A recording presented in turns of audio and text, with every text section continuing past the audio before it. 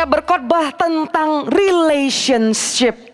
Tadi di ibadah pertama, saya mengambil tokoh Abraham dan Lot di dalam menjunjung tinggi sebuah hubungan. Ibadah yang kedua, saya mengambil kisah Ruth dan Naomi di dalam menjunjung tinggi sebuah relationship. Dan ini adalah ibadah yang ketiga, ibadah terakhir di hari Sabat. Aduh, saya merasa saya pingin lagi ada di rumah Tuhan. Tidak ada yang lebih baik tuh daripada ada di tempat lain. Lebih baik 1 hari di rumah Tuhan daripada 1000 hari di tempat lain. Benar? Saya nggak sabar lagi untuk ibadah yang terakhir ketiga ini. Menjunjung tinggi sebuah hubungan. Saya mengambil tokoh Daud dan Yonatan. Bagaimana kisah dari Daud dan Yonatan yang sudah tidak asing lagi. Persahabatan mereka yang sering dijadikan teladan untuk kita belajar tentang sebuah hubungan. Saudara tahu, hubungan kita dengan orang-orang yang Tuhan taruh di dalam kehidupan kita enggak kebetulan. Tapi hubungan kekeluarga yang ada, hubungan persahabatan yang ada adalah bermaksud untuk kita menjadi semakin dewasa, menjadi semakin serupa dengan Kristus. Dan pastinya di dalam hubungan ini ada berkat terselubung yang Tuhan siapkan dalam kehidupan kita. Jadi jangan remehkan hubungan yang ada di sekeliling kita. Orang-orang yang Tuhan taruh di dalam kehidupan kita. Kita akan lihat sama-sama di 1 Samuel pasal yang ke-18. Di dalam menjunjung tinggi sebuah hubungan. Kita lihat Daud dan Yonatan. Bagaimana mereka berjumpa awalnya di pasal yang ini. 1 Samuel pasal 18. Saya baca ya ayat yang 1 sampai kepada ayat yang ke-5. Daud dan Yonatan. 1 Samuel 18 ayat 1 sampai 5. Beginilah bunyi firman Tuhan ketika Daud habis berbicara dengan Saul. Berpadulah jiwa Yonatan dengan jiwa Daud. Yonatan mengasihi dia seperti jiwanya sendiri. Pada hari itu Saul membawa dia dan tidak membiarkan pulang ke rumah ayahnya. Yonatan mengikat perjanjian dengan Daud karena ia mengasihi dia seperti dirinya sendiri. Yonatan menanggalkan jubah yang dipakainya dan memberikannya kepada Daud, juga jubah perangnya sampai pedangnya, panahnya dan ikat pinggangnya. Daud maju berperang dan selalu berhasil kemana juga Saul menyuruhnya. Sehingga Saul mengangkat dia mengepalai para prajurit. Hal ini dipandang baik oleh seluruh rakyat dan juga oleh pegawai-pegawai Saul. Bagaimana di dalam menjunjung tinggi sebuah hubungan, khususnya di ibadah ini, saya ingin membagikan agar kita semua menjadi teman yang bisa diandalkan. Sekali lagi, teman yang bisa diandalkan. Akan ada beberapa poin untuk kita sama-sama catat bagaimana untuk menjadi teman yang bisa diandalkan. Kita lihat sewaktu Daud berjumpa dengan Yonatan. Waktu itu Daud barusan mengalahkan Goliat. Dan kemudian Saul pertama kalinya kenal dengan Daud, diajak bicara. Pada saat itu juga Yonatan pertama kali ketemu sama Daud. Dan waktu dia melihat Daud, berpadulah jiwanya and they become the best of friends. Mereka menjadi sahabat baik. Dan pada saat itu Yonatan mengambil keputusan sebuah komitmen. Aku mau menjadi sahabat orang ini.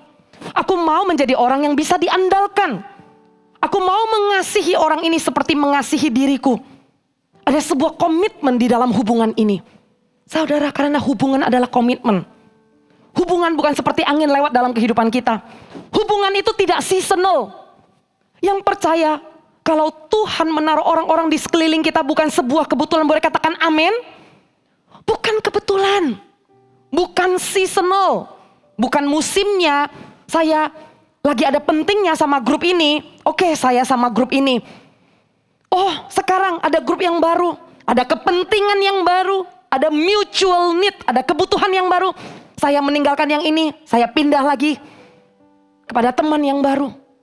Setiap hubungan yang ada yang Tuhan taruh dalam kehidupan kita, semua ada koneksinya. Semua ada tujuannya. Bukan sebuah kebetulan. Dan Tuhan mau jadikan kita orang-orang yang bisa diandalkan.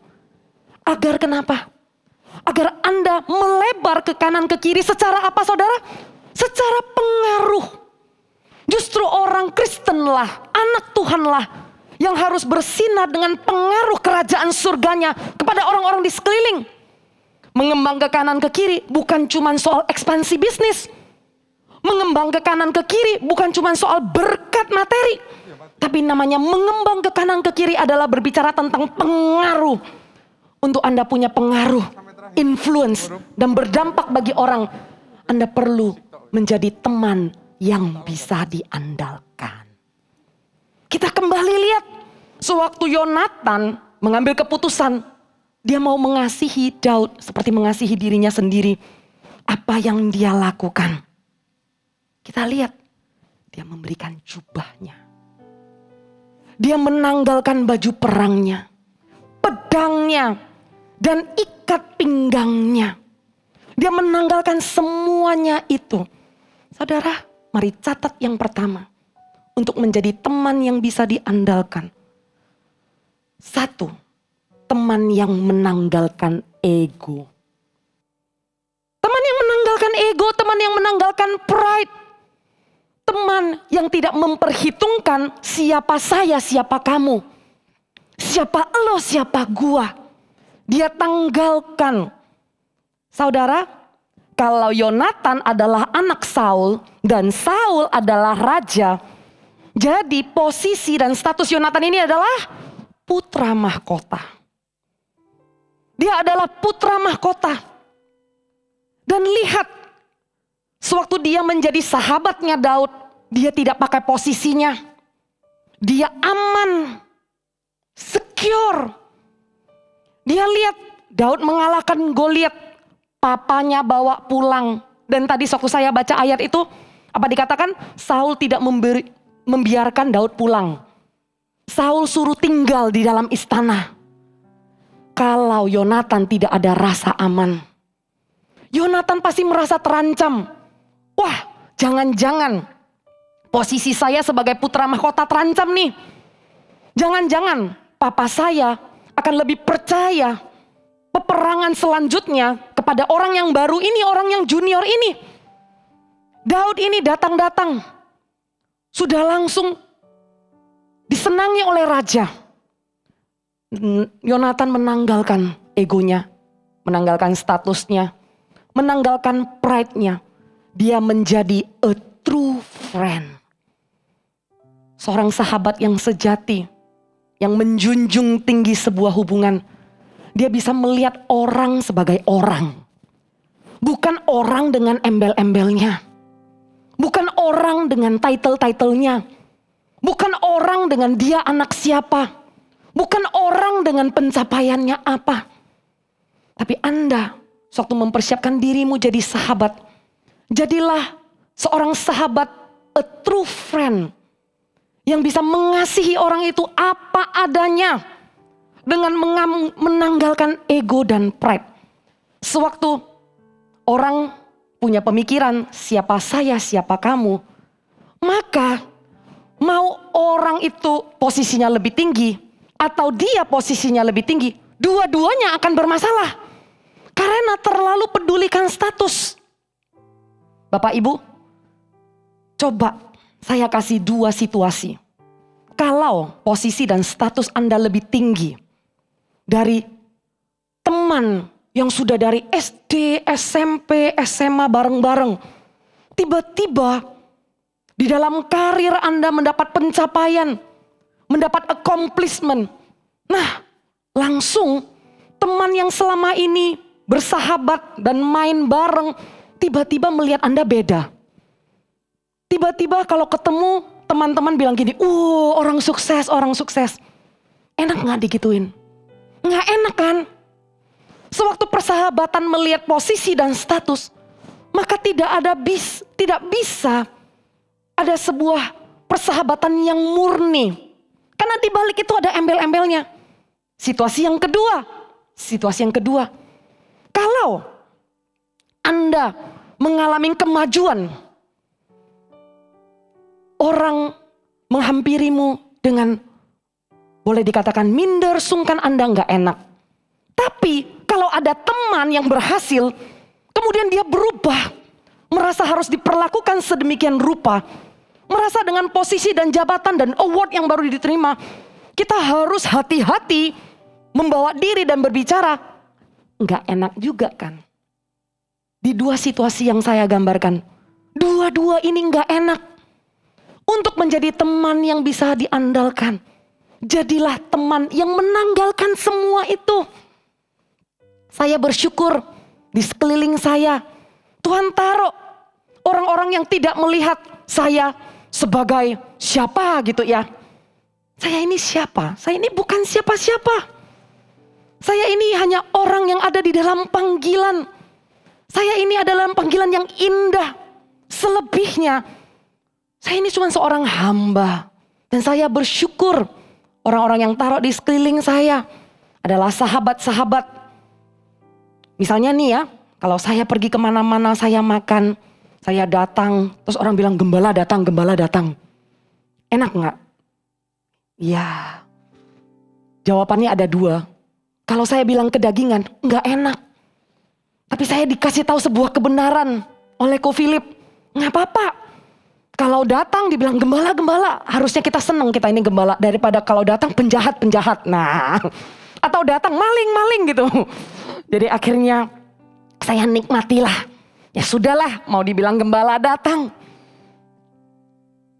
Lihat positifnya. Jadi berkat ya sudah gitu.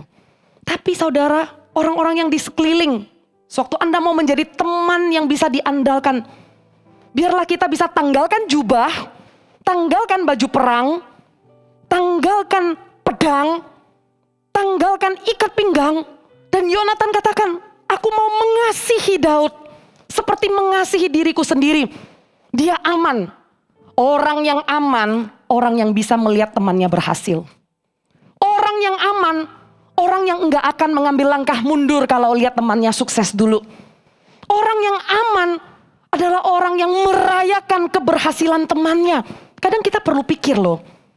Kadang kita perlu pikir. Apakah sungguh benar sebutannya minder? Benar gak sih kalau kita pikir-pikir lagi? Benar gak sih sebutannya minder? Kadang kalau pakai kata minder ini ya, perlu dikaji ulang. Benar gak sih sebutannya ini minder? Sewaktu bersama dengan orang-orang yang merintis ya. Sama-sama lulus di angkatan kuliah yang sama. Sama-sama merintis. Tahu-tahu temennya berhasil duluan. Ngelihat teman berhasil, aduh mundur.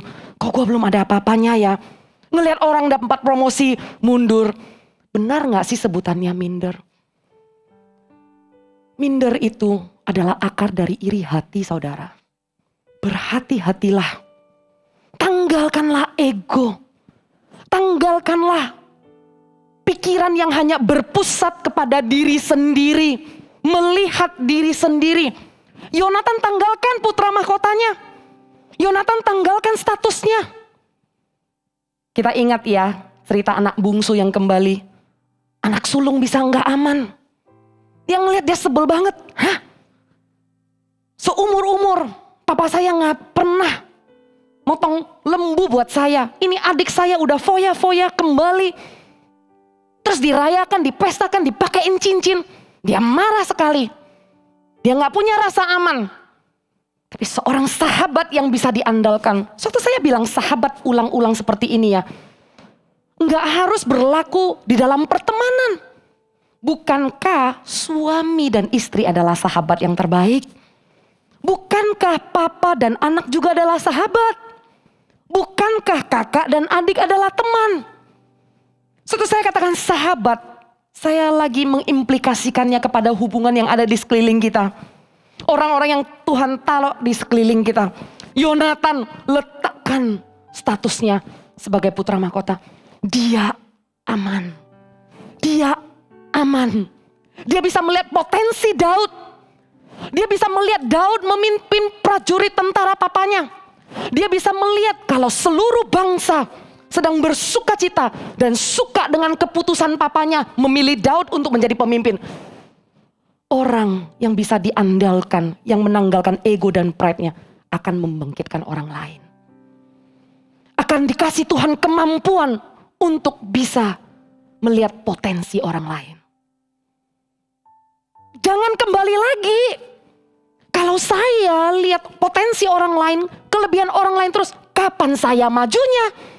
Kalau Anda terjebak di lingkaran itu dan muter-muter, hanya pikirkan sendiri, nanti lama-lama Anda terjebak membandingkan diri sendiri dengan keberhasilan orang lain. Melihat apa yang enggak punya dan orang lain punya. Dan terlalu lama di dalam lingkaran itu, Anda tidak bisa melihat berkat pemakaian Tuhan dalam hidup Anda. Jangan curiga, jangan takut, jangan khawatir. Tuhan akan memakai dan Tuhan akan mengasihi dan Tuhan akan ingat orang-orang yang membangkitkan orang lain. Orang-orang yang sanggup lihat kehebatan orang lain. Orang-orang yang mau mengakui dan enggak pelit untuk bilang, memang sih dia lebih cocok jadi pemimpin. Memang sih dia patut dapat promosi. Orang demikian adalah orang-orang yang membawa kehidupan di sekelilingnya. Dan saya percaya Anda adalah orang-orang itu. Berikan tepuk tangan untuk Tuhan. Anda adalah orang-orang itu. Yonatan menanggalkan semuanya itu. Dia suka lihat temannya maju. Dia suka lihat Daud diberkati. Dia tanggalkan semuanya itu. Dan yang kedua, kita lihat sama-sama di 1 Samuel 19 ayat yang keempat. Dan sebelum kita baca sambil buka ya. Sewaktu Saul bawa Daud pulang, tinggal di istana. Gak bertahan lama. Bangsa itu mengeluh-elukan Daud. Begitu cepat terjadi perubahan. Set. Begitulah dunia saudara. Begitu cepat orang memuji. Sebentar saja orang bisa memalingkan wajahnya. Untuk itu kita hidup tidak bergantung kepada pujian orang, benar. Tapi kita hidup bergantung kepada kesetiaan Tuhan. Kita tahu Tuhan tidak pernah meninggalkan kita. Kita tahu Tuhan punya rancangan. Bukan perkataan manusia yang menentukan. Waktu Daud disukai oleh Saul. Sebentar saja Saul membenci Daud. Dia marah. Panas hati. Karena dia dengar bangsa Israel mengatakan, Saul mengalahkan beribu-ribu musuh. Tetapi Daud berlaksa-laksa. Bangkitlah amarah Saul. Dia benci kepada Daud. Dan dia kejar, dia mau bunuh Daud. Nih sahabatnya. Apa yang dilakukan Yonatan? Sebagai sahabat yang bisa diandalkan. Apa yang dia lakukan? Apakah pada saat itu Yonatan bilang, ini waktu yang tepat nih. Kepercayaan papa saya kembali kepada saya. Ini waktu yang tepat nih. Kelamaan orang ini tinggal di istana. Bisa-bisa jabatan raja nanti jatuh ke dia, bukan saya. Cerita Alkitab bukan seperti itu. Benar ya saudara? Enggak seperti itu. Seorang sahabat yang bisa diandalkan. Ini yang Yonatan lakukan. Kita lihat 1 Samuel 19 ayat yang keempat. Lalu Yonatan mengatakan yang baik tentang Daud kepada Saul. Ayahnya katanya, janganlah raja berbuat dosa terhadap Daud hambanya. Sebab ia tidak berbuat dosa terhadapmu. Bukankah apa yang diperbuatnya sangat baik bagimu? Ini yang kedua nih. Teman yang membawa damai. Teman yang membawa damai. Teman yang dapat diandalkan. Teman yang bisa membawa damai kepada sahabat dan orang-orang di sekelilingnya. Yonatan datang kepada papanya. Dia tidak mengambil kesempatan dalam kesempitan untuk ambil kembali kreditnya sebagai putra mahkota. Untuk supaya papanya kembali percaya kepada dia saja gitu ya. Bagus tuh, eliminasi satu orang. Enggak demikian. Tapi justru Yonatan bilang sama ayahnya, jangan ayah, jangan perbuat dosa terhadap Daud.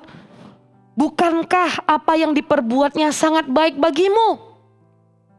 Sahabat yang bisa diandalkan, sahabat yang berkata-kata baik tentang temannya, baik didengar ataupun tidak didengar. Baik di depan ataupun di belakang. Tahukah lidah bisa mengoyak sebuah hubungan? Lidah tidak bertulang ini. Kalau tidak dikendalikan dengan baik-baik dan dengan motivasi hati yang salah, robeklah sebuah hubungan hanya karena lidah. Sewaktu Anda menjadi teman yang membawa damai, jagalah baik-baik. Jangan berbicara di belakang teman. A true friend watch each other back. Sahabat yang sejati, sahabat yang saling jaga. Saya terus belajar. Saya terus minta tuntunan Roh Kudus. Kalau saya ada di dalam sekumpulan orang yang sedang membicarakan teman saya, dan saya tahu yang dibicarakan adalah kekurangannya, atau protes atau apa. Walaupun saya tahu itu benar ya. Walaupun yang dikatakan memang orangnya kayak begitu. Tapi saya minta, Tuhan, saya mau loh jadi sahabat yang bisa diandalkan gitu. Saya pengen hubungan yang ada di sekeliling saya tuh gak ganti-ganti. Saya pengen menjadi anak Tuhan yang menjunjung tinggi sebuah hubungan. Nah saya tahu nih ya, yang dibicarakan benar. Saya akan berusaha untuk mengatakan enggak gitu kok. Saya akan tambahkan yang baik. Tapi bukan berarti sahabat yang baik semua diiya-iyain. Masukan orang apa yang saya dengar, saya akan coba katakan kepada sahabat saya. Saya akan katakan dengan kasih agar dia tahu kelemahannya. Berhati-hatilah supaya lidah kita tidak berdiri dengan mayoritas. Kita tidak berdiri dengan big crowd. Lagi serunya ngomong, ini teman suka kayak gini deh. Nah kita tahu, iya ya, iya emang. Kemarin tuh ya dia juga kayak begitu.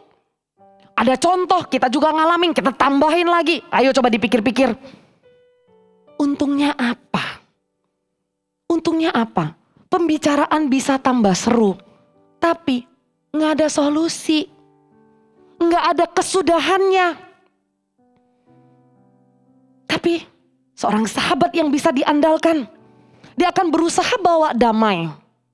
Dan berhati-hatilah juga kepada sahabat yang posesif. Kepada sahabat yang pengen memiliki teman itu sendiri. Ya udah. Saya pernah lihat ya, ada orang yang sejak berteman dengan satu orang, dia tidak bisa berteman dengan orang-orang yang lain. Karena kenapa? Temannya ini pingin menjadikan teman saya ini ya, miliknya sendiri. Sehingga kalau misalnya ada omongan apa-apa, bukannya membawa damai, agar temannya juga bisa berteman sama semua orang, diiya-iyakan dengan lidahnya. Jadi yang dengar juga tambah sebel. Jadi yang dengar juga ya sudah, saya juga gak mau berteman lagi, saya berteman sama ini aja. Teman yang posesif bukan teman yang bisa diandalkan.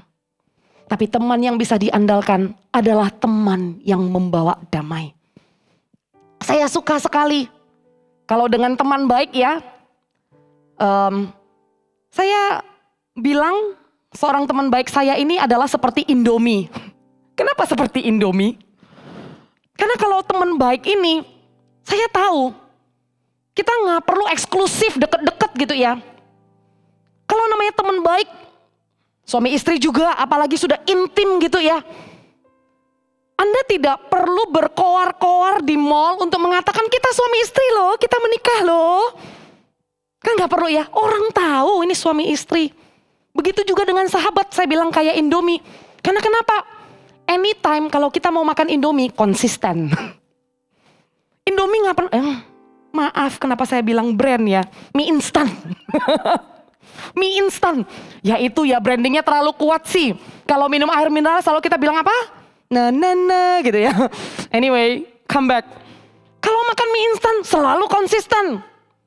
Saya bilang sahabat itu juga konsisten. Mau baru bersahabat, pertengahan abad, sampai kapanpun konsisten. Aman aja, gak perlu eksklusif. Dan bersama dengan teman, kita tahu. Kita pengen teman kita baik dengan semua orang, bukan hanya dengan kita. Kita tahu kalau teman kita bisa baik sama keluarga kita, kita juga senang. Kita tahu kalau kita bisa berbaur dengan teman kerjanya, kita juga happy. Jadilah sahabat yang membawa damai. Begitu juga dalam keluarga. Begitu juga dalam keluarga. Bukankah keluarga itu sewaktu menikah, dua keluarga dengan latar belakang yang berbeda menjadi satu kan? Iya sih yang menikah, pengantin, suami istri, berdua yang menikah. Memang gitu loh. Tapi di dalam menyesuaikan, semua latar belakang keluarga perlu penyesuaian. Yang sudah menikah boleh angguk-anggukkan kepalanya. Pernikahan saya tidak selama Bapak Ibu di tempat ini.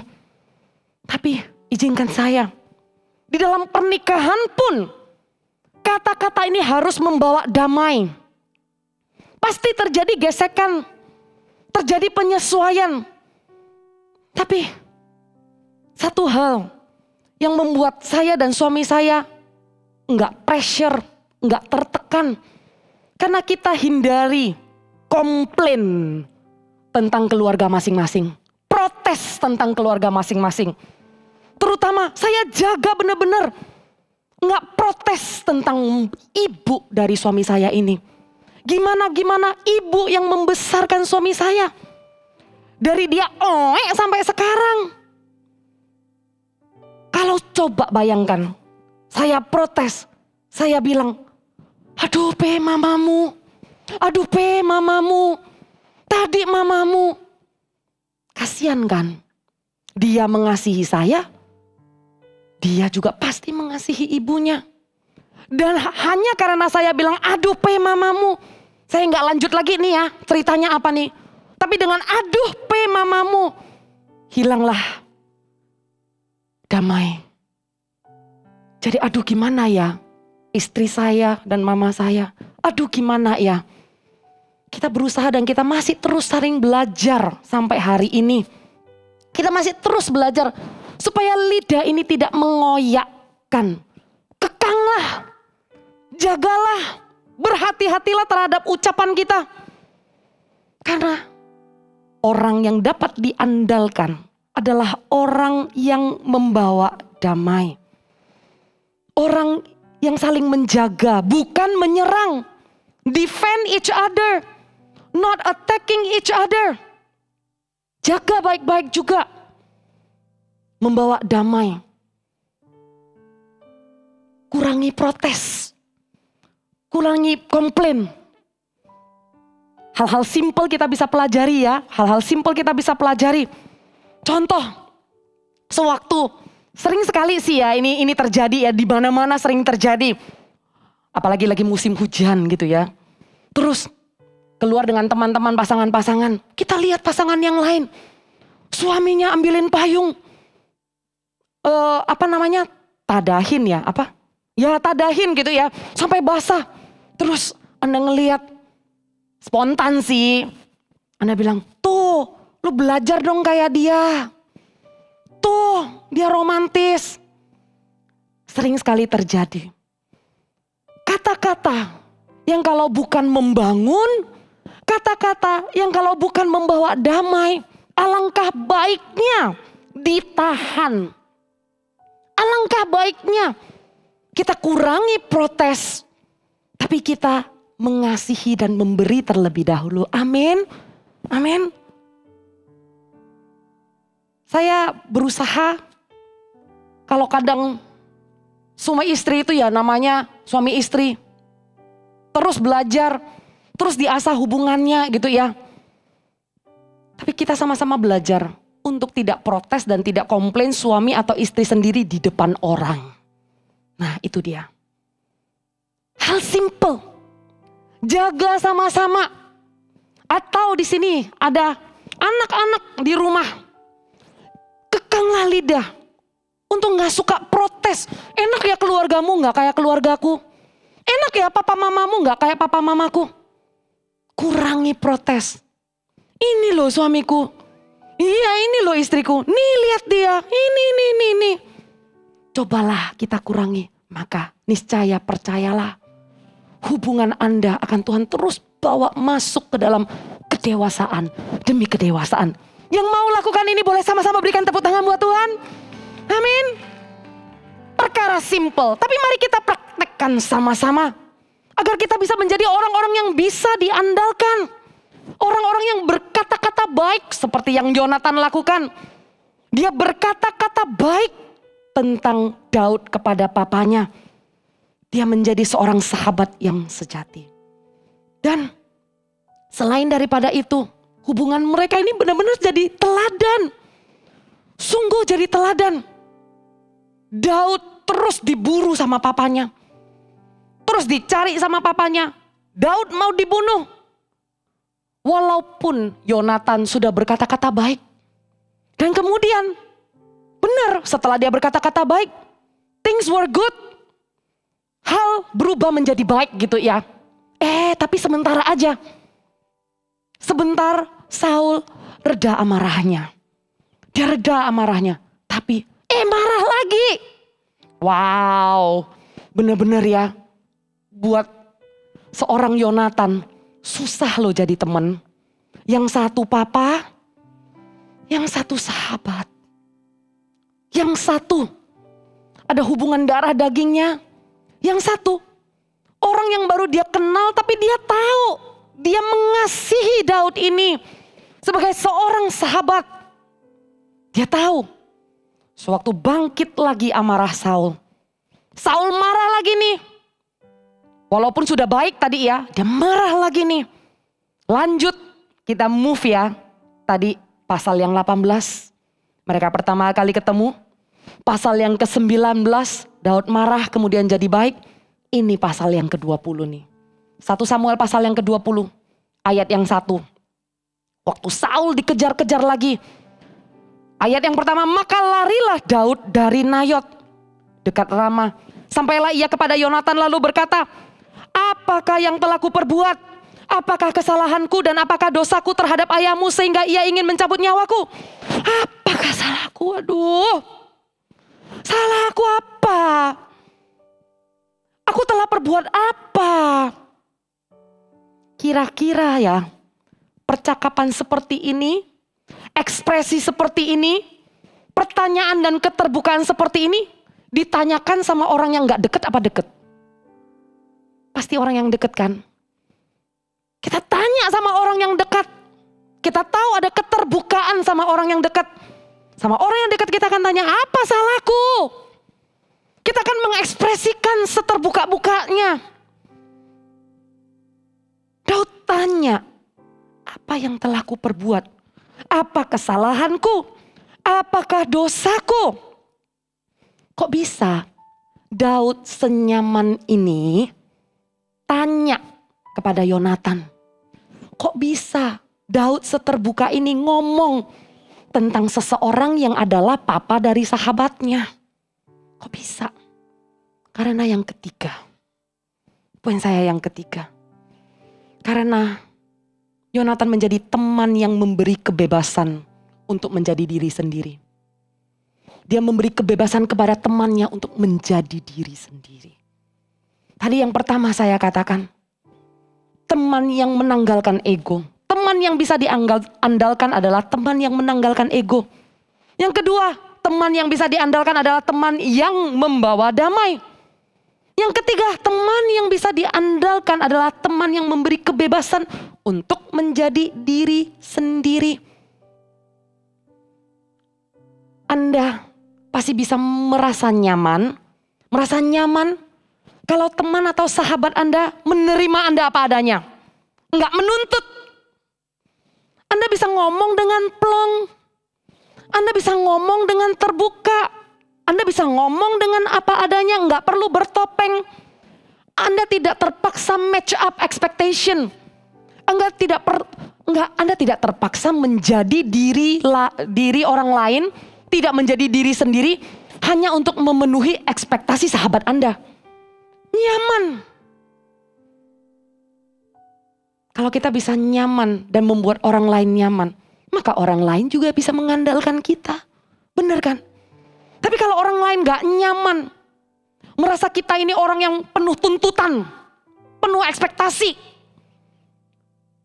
gampang menghakimi orang, gampang judging orang, gimana bisa jadi sahabat yang bisa diandalkan?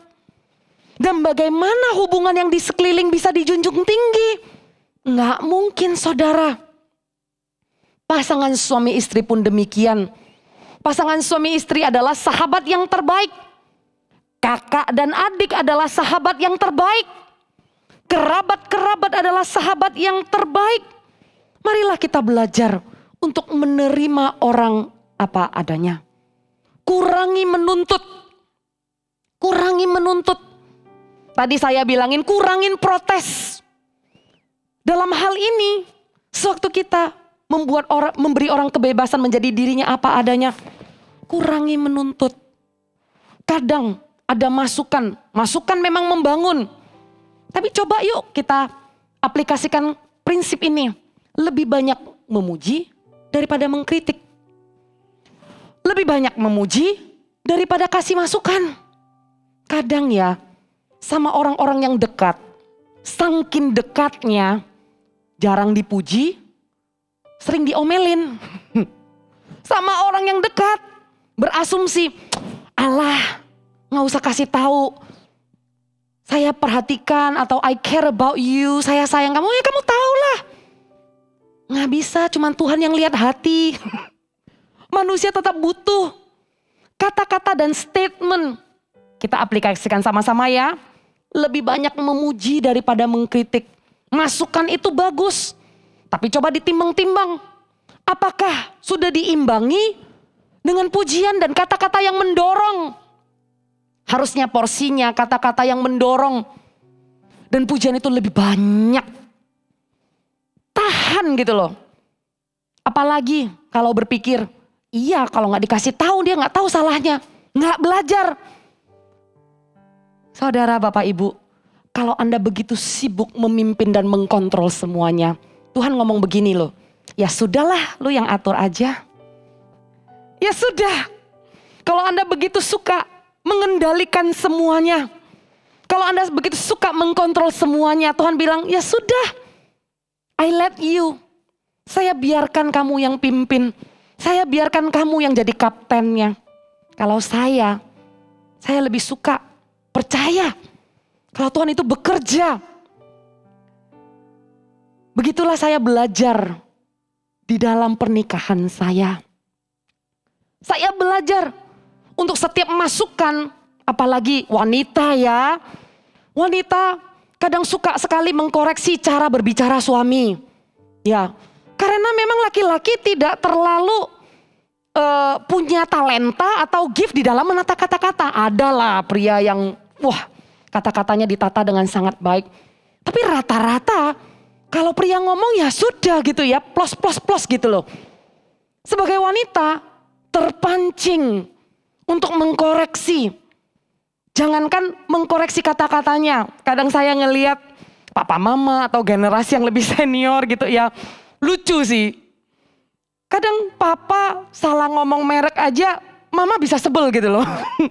Aduh gimana sih kamu kok ngomong itu aja gak bener gitu loh. Itu loh. Nanti saya sebut merek lagi gitu ya. Atau misalnya kata-kata gitu ya. Kebanyakan istri suka mengkoreksi suami. Jarang-jarang lah ya. Kalau suami itu mengkoreksi kata-kata susunan kalimatnya istri itu jarang gitu loh. Nah saya nih belajar untuk menahan. Untuk kalau misalnya di dalam pertemuan gitu ya ada orang. Siapa nih yang sudah menikah. Selalu ada kode yang ditendang, dicubit gitu loh. Ada kode begitu ya. Iya kalau sinalnya ditangkap. Ya apa kalau pas ditendang terus suaminya ngomong, kenapa sih kamu tendang saya? Wah. Kemudian tambah gemes gitu ya. Saya nikmati aja saudara. Saya nikmati aja ada hal-hal yang saya gak perlu kendalikan semuanya. Ada hal-hal yang saya gak perlu kontrol semuanya. Ada hal-hal saya tahu Tuhan bekerja kok.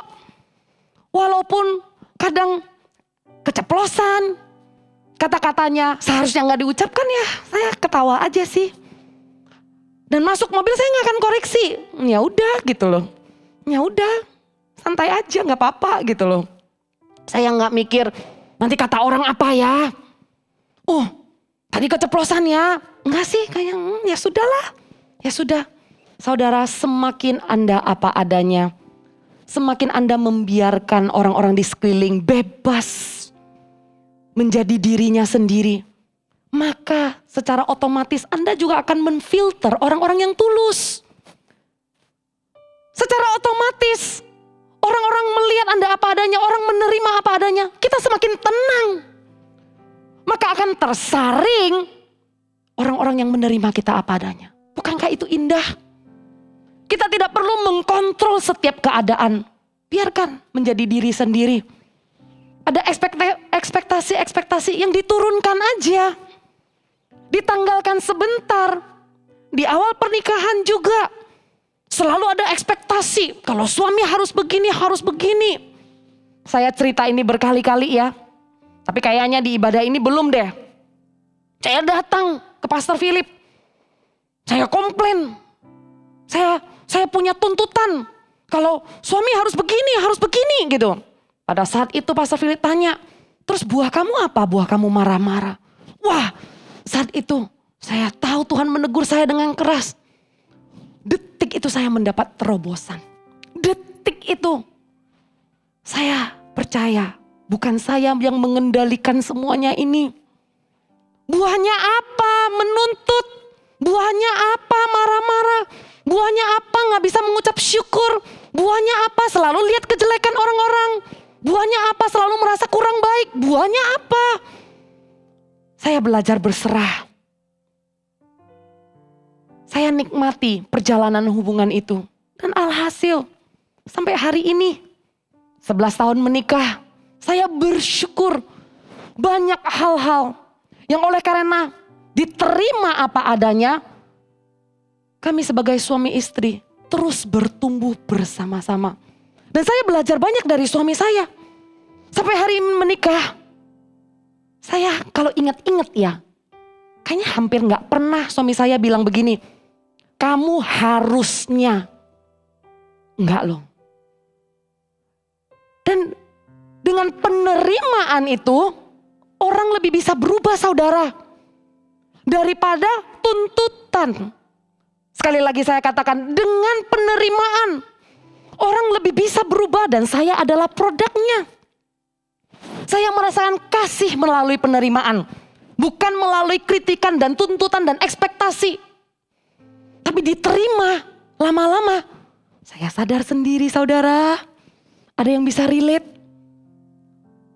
Nurani ini sebenarnya tahu loh kelemahan kita apa. Nurani ini apalagi di dalam Tuhan. Kita tahu kita itu suka ngegas di mana. Roh Kudus itu akan ngerem. Nurani ini tahu. Dan apa yang perlu dilakukan oleh orang-orang dekat di sekeliling. Terimalah dengan penuh kasih. Dengan diterima, orang itu akan berubah. Dengan dikasihi, orang itu akan berubah. Jangan khawatir. Jangan menggebu-gebu. Jangan berpikiran negatif. Kalau gak dikasih tahu gak belajar. Kalau gak dibilang gak akan berubah. Nah, terjadilah sesuai dengan iman Anda. Kata-kata ini penuh kuasa loh. Kalau Anda khawatir dan Anda katakan, kalau gini gak akan. Benarlah terjadi sesuai dengan iman Anda, gak akan. Tapi sewaktu Anda mengasihi dan Anda percaya. Dengan kasih ini, Tuhan akan lembutkan. Dengan kasih ini, Dia akan tahu buah roh seperti apa. Dengan kasih dan dengan penerimaan, orang ini bisa berubah. Dan di dalam hubungan yang intim, hubungan yang akrab, hubungan yang dekat, yang aman. Orang-orang bisa bebas menjadi dirinya sendiri gitu ya. Dan Anda tahu, di dalam hubungan yang intim, orang tidak perlu terlalu banyak menjelaskan kenapa dia melakukan apa yang dia lakukan. Lakukan saja. Itu adalah hubungan yang intim. Coba kita sama-sama evaluasi. Dengan teman, keluarga, sahabat kita. Apakah kita punya rasa aman seperti itu? Lakukan saja. In an intimate relationship, you don't explain why you do what you do, you just do it. Itu adalah hubungan yang aman. Anda tidak perlu banyak menjelaskan kenapa Anda melakukan ini dan itu. Anda lakukan saja. Karena Anda tahu teman Anda bisa diandalkan. Anda tahu teman Anda tidak curiga apa-apa. Seorang papa kepada anak pun sewaktu bisa menerima anaknya apa adanya. Maka anaknya akan datang dan cerita. Enggak melihat papa itu sebagai figur yang nanti akan menghukum. Papa itu sebagai figur yang nanti akan mencari kesalahan saya. Tapi papa yang menerima apa adanya akan menjadi figur seorang sahabat bagi anaknya. Saya rindu loh melihat keluarga-keluarga kerabat di tempat ini yang bisa punya komunikasi yang terbuka, yang bisa menjadi sahabat yang bisa diandalkan bagi orang-orang di sekeliling. Mau muda, kecil, posisi seperti apapun, bisa menjadi komunitas yang saling terbuka, nyaman menjadi diri apa adanya. Nyaman untuk mengatakan apa salahku, apa dosaku. Ada sebuah transparansi, nggak takut dihakimi, nggak takut diambil sesuatu daripadanya. Kamu nggak bisa, kamu nggak membuktikan, kamu nggak dipercayai. Enggak, tapi di rumah dan di hubungan yang aman, suatu sebuah hubungan dijunjung tinggi. Sebagai teman yang bisa diandalkan, penerimaan ini akan membuat orang semakin bersinar, akan membuat orang berubah dan kembali kepada jalan yang benar. Dan ada kesalahan pun ya. Orang yang aman, they laugh at the mistakes. Mereka ketawa dan mereka bisa bercanda dengan kesalahan-kesalahan itu. Nggak kaku, nggak banyak khawatir, nggak banyak curiga. Tapi mereka bisa sama-sama bertumbuh, sama-sama mengakui kesalahan itu, sama-sama tahu perlu perubahan. Tapi semuanya dilakukan di dalam kasih. Saya bersuka cita karena Tuhan yang saya sembah, Yesus, yang adalah Tuhan sepenuhnya, menyebut saya adalah sahabatnya. Tuhan Yesus juga memanggilmu sebagai sahabat. Yes, kita adalah anak, kita adalah hamba. Tapi ada sahabat terbaik di dalam hidup kita. Tidak ada sahabat yang lebih baik lagi, yang memberikan hidupnya buat saya dan Anda. Yang menanggalkan posisinya, menanggalkan ketuhanannya. Tetap Tuhan sepenuhnya, tapi turun dari tahtanya, mengambil rupa seorang hamba. Melayani, mengasihi, menerima kita apa adanya. Dengan segala kekurangan dan dengan segala kelebihan. Dia memanggilmu sahabat. Dia memanggilku sahabat. Saudara, maukah Anda menjadi sahabat yang bisa diandalkan bagi keluarga Anda yang mau lambaikan tangan? Maukah Anda menjadi sahabat yang bisa diandalkan bagi kerabat dan teman-teman di sekeliling? Lambaikan tangan.